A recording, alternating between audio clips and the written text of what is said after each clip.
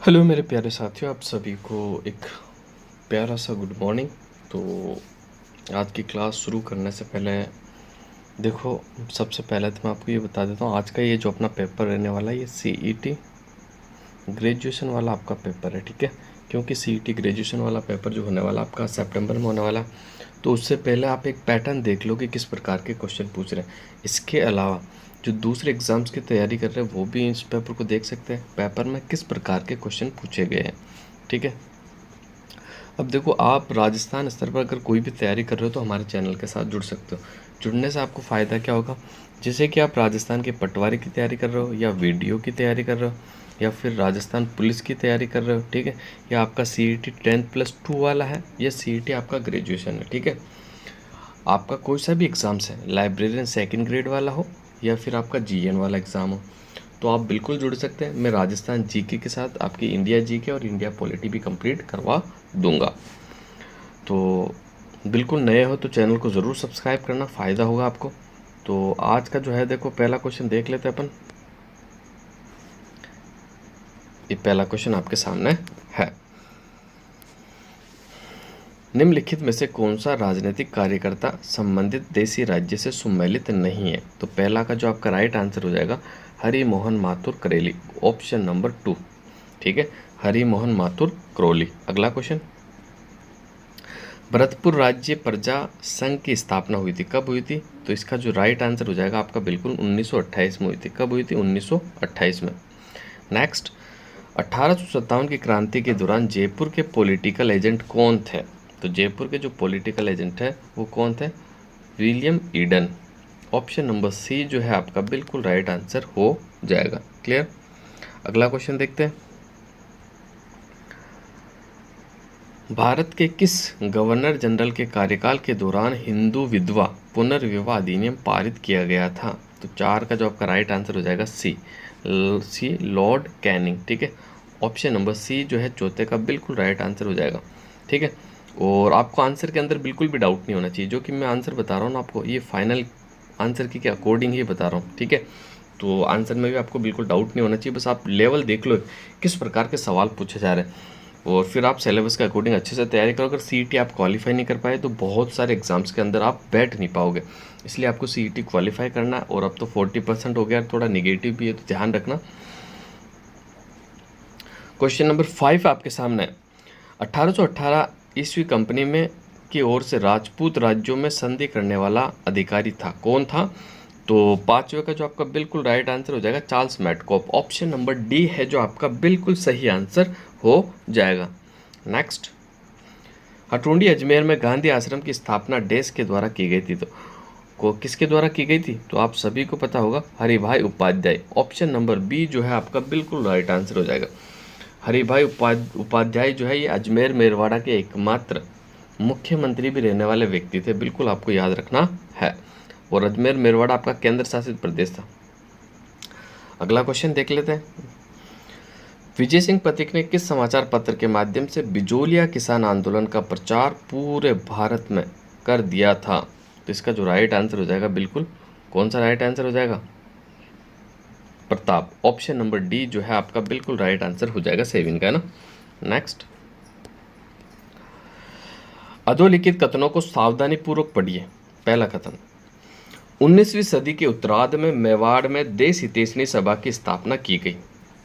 दूसरा, सभा का मुख्य उद्देश्य समाज सुधार था।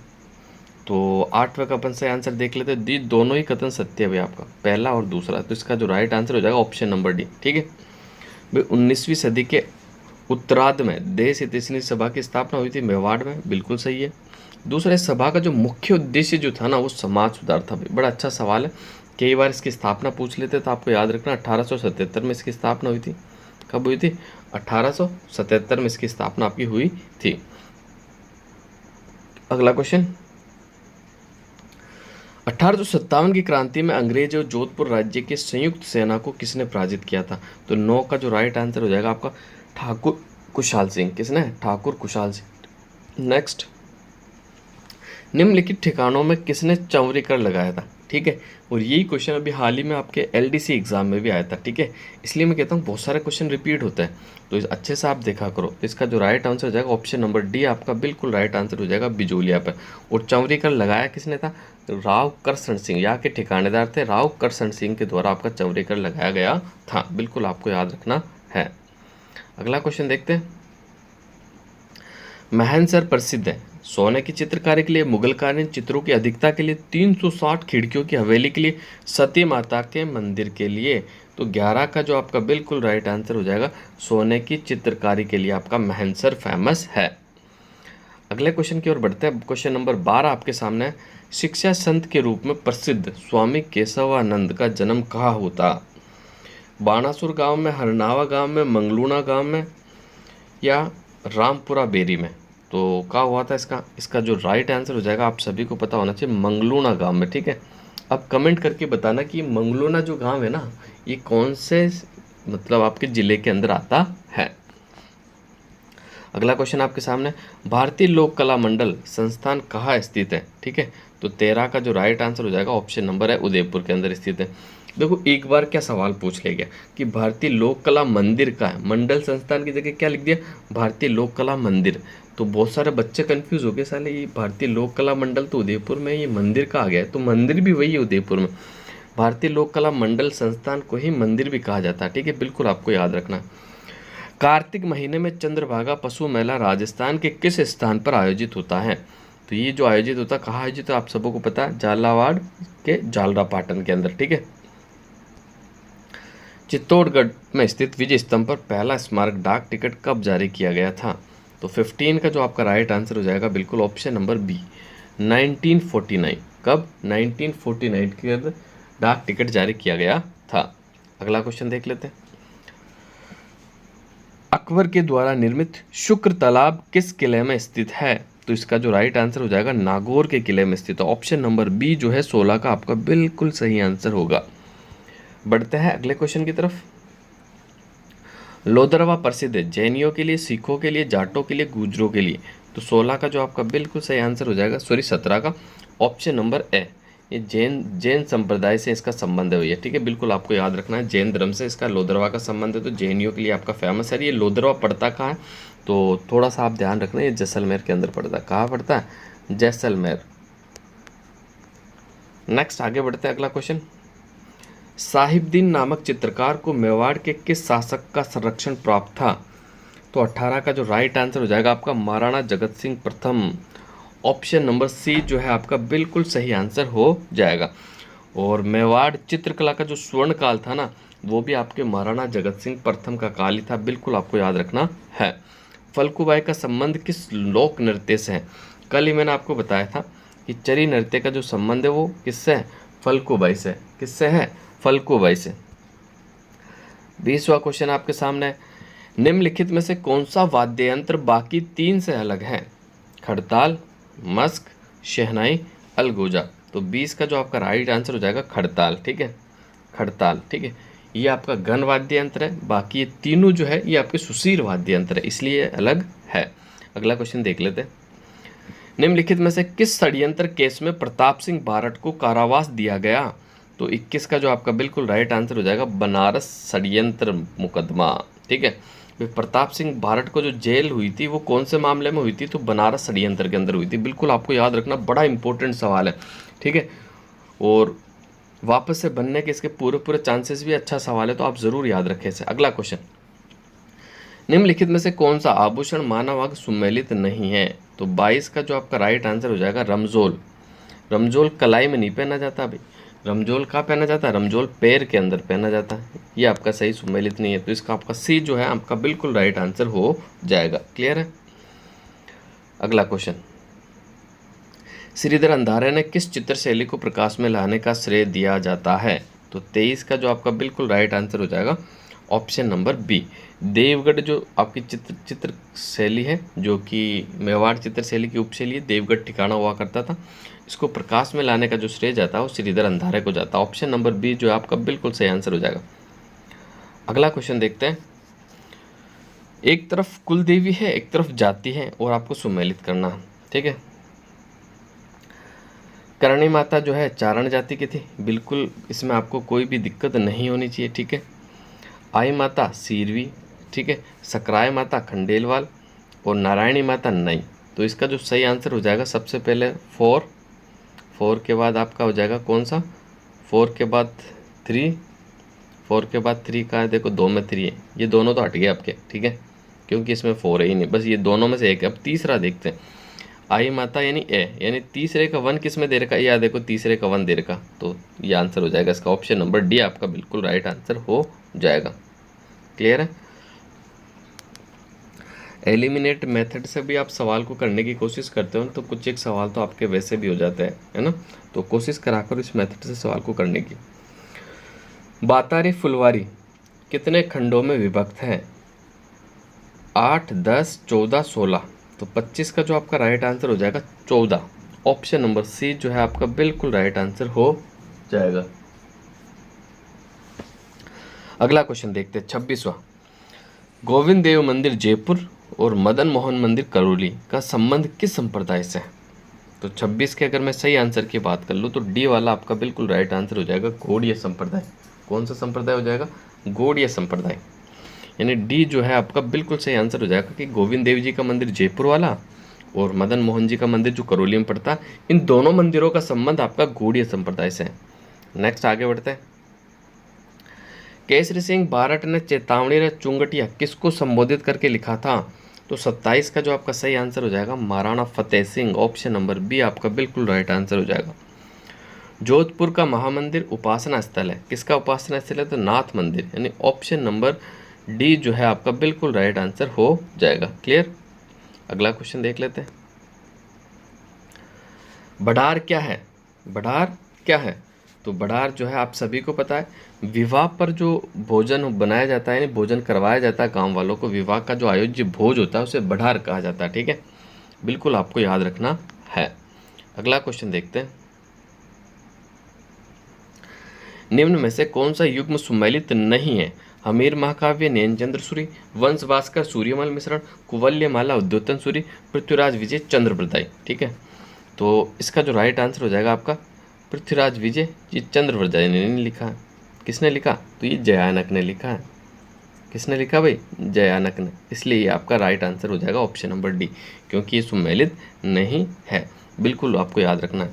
जबकि पृथ्वीराज रासो जो है ना, वो किसके द्वारा लिखा गया, तो आपको याद रखना है पृथ्वीराज रासो किसके द्वारा लिखा गया, चंद्रप्रदाय के द्वारा। मुक्ति नामक कविता का संग्रह के रचयिता कौन है, ये आपको बताना है। तो 31 का जो आपका सही आंसर हो जाएगा बिल्कुल ऑप्शन नंबर बी, मिठेश निर्मोही, किसके द्वारा लिखा गया था, मुक्ति। मुक्ति ये कविताओं का एक संग्रह है, ये मिठेश निर्मोही के द्वारा लिखा गया है। भील जनजाति के पुरुष कमर में जो वस्त्र लपेटा करते हैं उसे क्या कहते हैं। तो 32 का जो राइट आंसर हो जाएगा उसे खोइतू के नाम से जाना जाता है भाई। किसके नाम से जाना जाता, खोइतू, ठीक है। जो कमर के अंदर जो वस्त्र लपेटा जाता है उसे खोइतू कहा जाता है। 4 हाथों वाले लोक देवता कहा जाता है, किसे कहा जाता था, आप सभी को पता है, कल्लाजी राठौड़ को 4 देवता, 4 हाथ वाले लोक देवता भी कहा जाता है। इन्हें ही चतुर्भुज भी कहा जाता है। क्या कहा जाता है, चतुर्भुज, ठीक है, बिल्कुल आपको याद रखना है। अगला क्वेश्चन। सांप्रदायिक सौहार्द के प्रतीक काजी हमीमुद्दीन नागौरी किस सूफी सिलसिले के थे। तो 34 का जो आपका बिल्कुल सही आंसर होगा ऑप्शन नंबर डी आपका बिल्कुल राइट आंसर हो जाएगा, सुहरावर्दी। कौन सा हो जाएगा भाई, सुहरावर्दी, ठीक है, ऑप्शन नंबर डी जो है आपका बिल्कुल राइट आंसर हो जाएगा।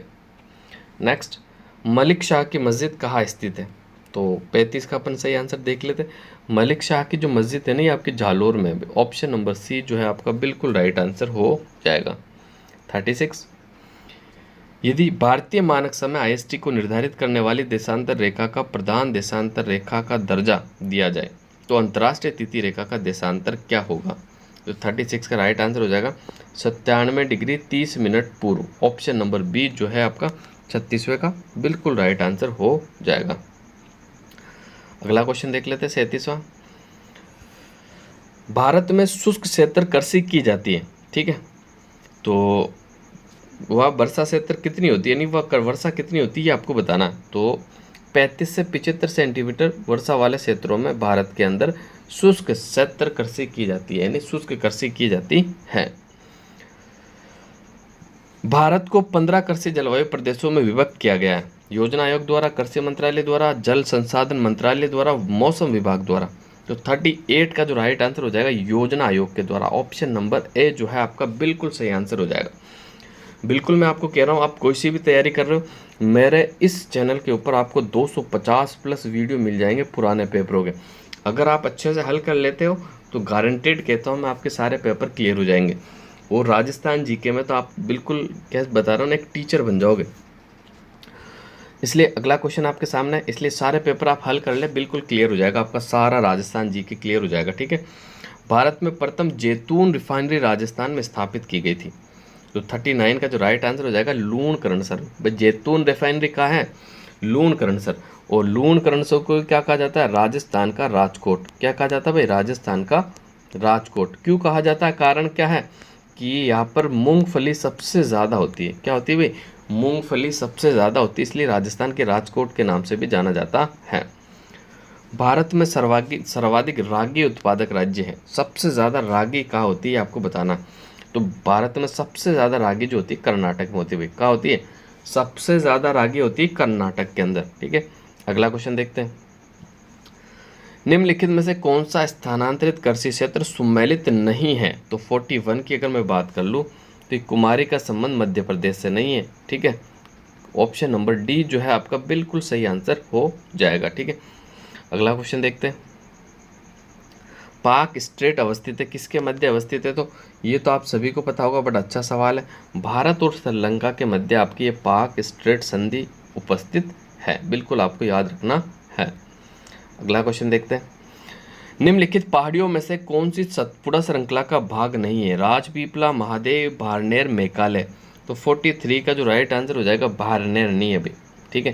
राजपीपला भी है, महादेव भी है, मेघालय भी है, लेकिन भारनेर नहीं है। अगला क्वेश्चन देखते हैं।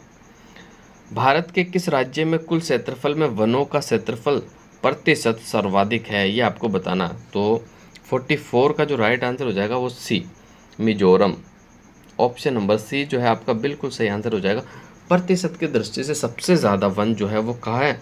तो वो मिजोरम के अंदर है। अगला क्वेश्चन। शिव सुंदरम जलप्रपात किस नदी पर अवस्थित है? तो 45 की अगर मैं बात कर लूँ तो इसका जो राइट आंसर हो जाएगा बिल्कुल कौन सी नदी पर अवस्थित है? कावेरी नदी। ऑप्शन नंबर ए जो है आपका बिल्कुल सही आंसर हो जाएगा। अगला क्वेश्चन। निम्नलिखित में से राजस्थान के किन जिलों में समूह में मुख्यतः कच्छारी मृदा पाई जाती है? कौन सी मृदा पूछी है भाई? कच्छारी मृदा पूछी है। तो 46 का जो आपका राइट आंसर हो जाएगा कच्छारी मृदा आपके भरतपुर और धौलपुर में पाई जाती है। भरतपुर और धौलपुर के अंदर आपको बिल्कुल याद रखना है। डूंगरपुर और बांसवाड़ा में लाल लोमी मृदा हो जाएगी। कोटा बूंदी में आपकी काली हो जाएगी। बीकानेर जैसलमेर में आप सभी जानते हो मरुस्थलीय मृदा, बलुई मृदा। जनगणना 2011 के अनुसार राजस्थान में लिंगानुपात राष्ट्रीय औसत से 15 बिंदु कम था, राष्ट्रीय औसत से 6 बिंदु कम था, राष्ट्रीय औसत से 6 बिंदु अधिक था और राष्ट्रीय औसत से 11 बिंदु कम था। 47 का जो राइट आंसर हो जाएगा राष्ट्रीय औसत से 15 बिंदु कम था। बिल्कुल आपको याद रखना। भारत का जो लिंगानुपात था वो 943 था। राजस्थान का जो लिंगानुपात था वो 928 था। ठीक है। बिल्कुल आपको अब देख लो घटा के आप कितने बिंदु का अंतर हो रहा? 15 बिंदु का अंतर हो रहा, तो आपको याद रखना है। अगला क्वेश्चन। 2011 की जनगणना के अनुसार राजस्थान की कुल जनसंख्या अनुसूचित जनजाति की जनसंख्या का प्रतिशत है। तो इसका जो आपका बिल्कुल राइट आंसर हो जाएगा 48 का 13.5%। कितना भाई? 13.5%। बिल्कुल आपको याद रखना है। अगला क्वेश्चन देखते हैं। ईसरदा बांध परियोजना किन जिलों में निर्मित किया गया है? 49 का जो राइट आंसर हो जाएगा टोंक और Sawai Madhopur. Option number A आपका बिल्कुल सही आंसर हो जाएगा। 50वां क्वेश्चन आपके सामने है। निम्नांकित में से कौन सा स्थलाकृति अवस्थिति सही नहीं है? ठीक है।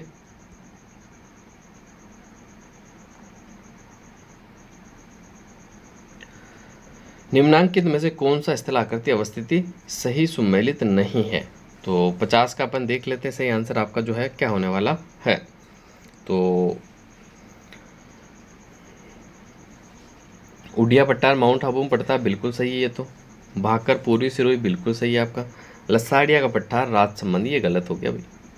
लसाड़िया का पठार राजसमंद में नहीं है। लसाड़िया का पठार तो कहाँ पड़ता है आपका, उदयपुर के अंदर पड़ता है। ठीक है, बिल्कुल आपको याद रखना। और वर्तमान में ये से सलुम्बर जिले के अंदर शामिल कर दिया गया है, लेकिन फिलहाल नया जीके नहीं पूछा जा रहा, तो पुराने जीके के अनुसार आप उसको याद रखें। अगला क्वेश्चन देख लेते हैं।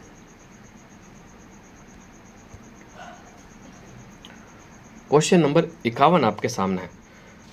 राजस्थान के निम्नलिखित में से किन जिलों में इंसेप्टिसोल मृदा पाई जाती है? कौन सी मृदा? इंसेप्टिसोल मृदा पाई जाती है। तो 51 की अगर मैं बात कर लूँ तो पाली, भीलवाड़ा और सिरोही। ऑप्शन नंबर बी जो है आपका बिल्कुल राइट आंसर हो जाएगा। इंसेप्टिसोल मृदा कहाँ पाई जाती है? पाली, भीलवाड़ा और सिरोही के अंदर। नेक्स्ट, कौन सा खनन क्षेत्र सही सुमेलित नहीं है? तो 52 का जो राइट आंसर हो जाएगा तांबड़ा आपके काला गुमान में नहीं होता भाई साहब। ठीक है, आपको बिल्कुल याद रखना, सही सुमेलित नहीं है। तो 52 का जो आपका राइट आंसर हो जाएगा ऑप्शन नंबर सी आपका बिल्कुल राइट आंसर हो जाएगा। शेरगढ़ वन्यजीव अभ्यारण्य किस जिले में अवस्थित है? तो शेरगढ़ वन्यजीव अभ्यारण्य जो पड़ता है आपके कहाँ पड़ता है? तो आप सभी को पता होगा, ये 12 के अंदर पड़ता है। कहाँ पड़ता है? 12 में। राजस्थान का सबसे बड़ा कृषि जलवायु प्रदेश कौन सा है? तो राजस्थान का सबसे बड़ा कृषि जलवायु प्रदेश जो है आपका अति शुष्क आंशिक सिंचित क्षेत्र। ऑप्शन नंबर बी है जो आपका बिल्कुल सही आंसर हो जाएगा। आगे बढ़ते हैं, अगला क्वेश्चन देखते हैं। B3D पवन ऊर्जा परियोजना राजस्थान के किस जिले में स्थापित की गई है? तो B3D का जो संबंध है ना, वो आप जोधपुर से, विकास है जोधपुर से। ऑप्शन नंबर डी जो है आपका बिल्कुल सही आंसर हो जाएगा। राजस्थान के कौन से जिलों में जनसंख्या घनत्व 100 व्यक्ति प्रति वर्ग किलोमीटर से कम पाया जाता है, ये आपको बताना है। तो 56 का जो राइट आंसर हो जाएगा ना, वो हो जाएगा बी वाला, जैसलमेर, बाड़मेर, बीकानेर। जैसलमेर 17, ठीक है, बाड़मेर 78 और बीकानेर 92। राजस्थान राज्य में पर्यावरण नीति किस वर्ष घोषित की गई थी? ठीक है, तो कौन से वर्ष घोषित की, आप सभी को पता है, एनवायरमेंट पॉलिसी 2010 के अंदर। कब? 2010 में। राजस्थान स्टेट एनवायरमेंट पॉलिसी कब घोषित की गई थी? 2010 के अंदर। राजस्थान के किस भाग में मक्का सर्वाधिक उत्पादन होता है? तो अब मैंने बताया था मक्का होता है लाल लोमी मृदा में। लाल लोमी मृदा पाई जाती है राजस्थान के दक्षिण में। तो इसका जो राइट आंसर हो जाएगा 58 का दक्षिण और दक्षिणी पूर्व क्षेत्र। ऑप्शन नंबर ए वाला आपका बिल्कुल सही आंसर हो जाएगा। अगला सवाल आपके सामने है। 2011 की जनगणना के अनुसार राजस्थान के किस जिले में न्यूनतम ग्रामीण लिंगानुपात था? तो देख लेते हैं। 59 का जो सही आंसर हो जाएगा वो बिल्कुल धौलपुर। ठीक है, ऑप्शन नंबर डी जो है आपका बिल्कुल सही आंसर हो जाएगा। 60, क्वेश्चन नंबर 60, खस घास के मुख्य रूप से राजस्थान में पाई जाती है। तो 60 का जो राइट आंसर हो जाएगा आपका भरतपुर और टोंक वन विभाग में। ठीक है, ऑप्शन नंबर ए जो है आपका बिल्कुल सही आंसर हो जाएगा। ठीक है, तो आज के लिए 60 क्वेश्चन, कल इसका मैं पार्ट सेकंड करवा के टोटल क्वेश्चन बता दूंगा आपको सारे, क्योंकि अभी सीटी कराव लगभग सितंबर में बहुत करीब है। तो इसके 4 पेपर हुए थे उस समय, 4 शिफ्ट में हुआ था एग्जाम। तो चारों शिफ्ट के पेपर में आपको हल करवा दूंगा, जिससे आपको आइडिया लग जाएगा कि भाई हिंदी में कैसे क्वेश्चन पूछे जा रहे हैं, मैथ्स में कैसे पूछे जा रहे हैं। ठीक है, तो एक बार आप ज़रूर देखना और वीडियो को ज़रूर शेयर करना अपने मित्रों के साथ, और नए हो तो चैनल को ज़रूर सब्सक्राइब कर लेना। बेहतरीन से बेहतरीन वीडियो और क्वेश्चन मैं आपको हल करवाने की कोशिश करूँगा। तो आज के लिए बस इतना ही। आप सभी साथियों को धन्यवाद।